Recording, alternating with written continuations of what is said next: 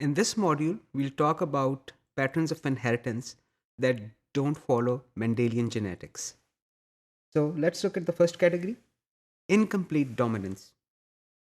In this pattern of inheritance, heterozygotes show an intermediate phenotype, sort of like blending.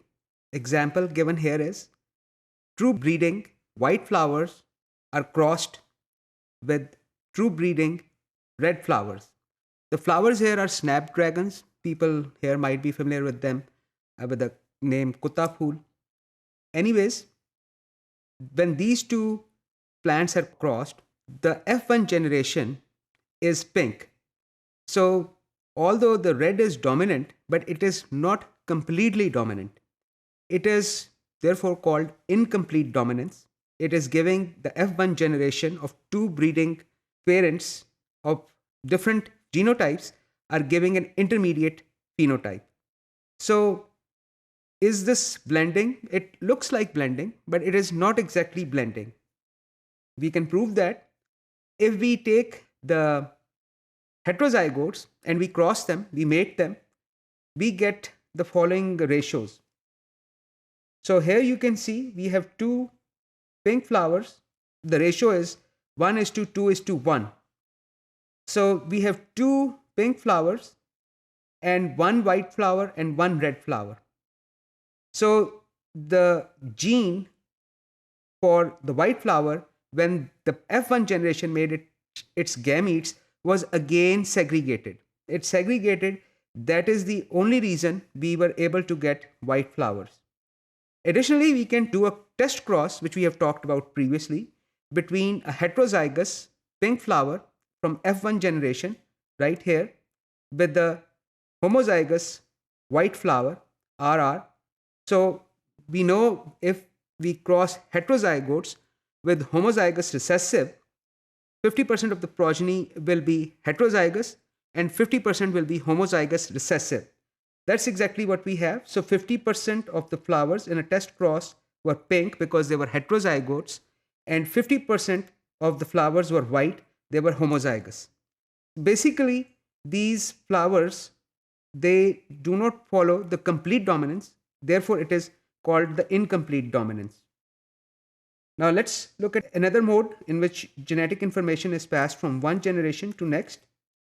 Next, I would like to give you an example of codominance, in which both genes are dominant and they're fully expressed. The classic example of codominance is blood groups. These were identified, blood groups were discovered by Karl Landsteiner in early 1900s. Before that, attempts to transfuse blood from one patient to another were not always successful. As we know today, that blood groups, if we transfuse blood which is not matching, it can have serious consequences for the patients. So he basically took the blood from patients A with the blood group A, and he added the serum. Serum is basically blood without any cells. So if we add plasma from B blood group into A blood, this results in accumulation or clumping of the red blood cells. Similarly, if a person with A blood group is exposed to plasma from B blood group, that will also cause clumping of the red blood cells.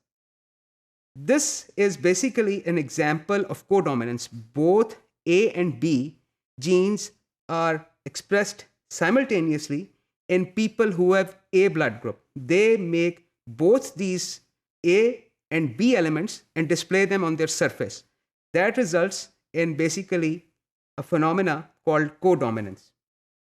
Next, let me introduce you to another concept, epistasis. It is a phenomena in which effect of one gene is dependent on presence of one or more modifier genes.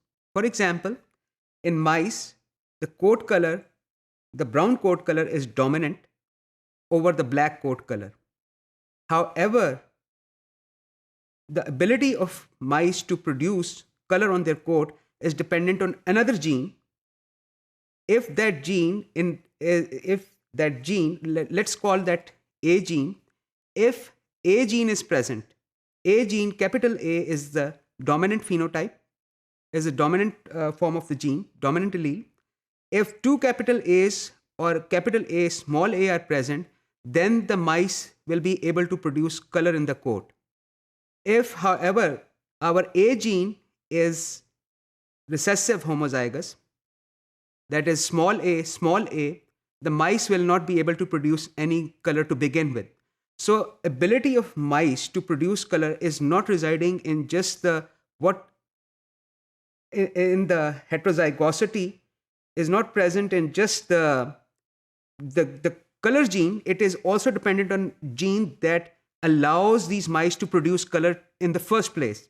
So this phenomena is called epistasis. In next module, we'll talk about genetic experiments on flies.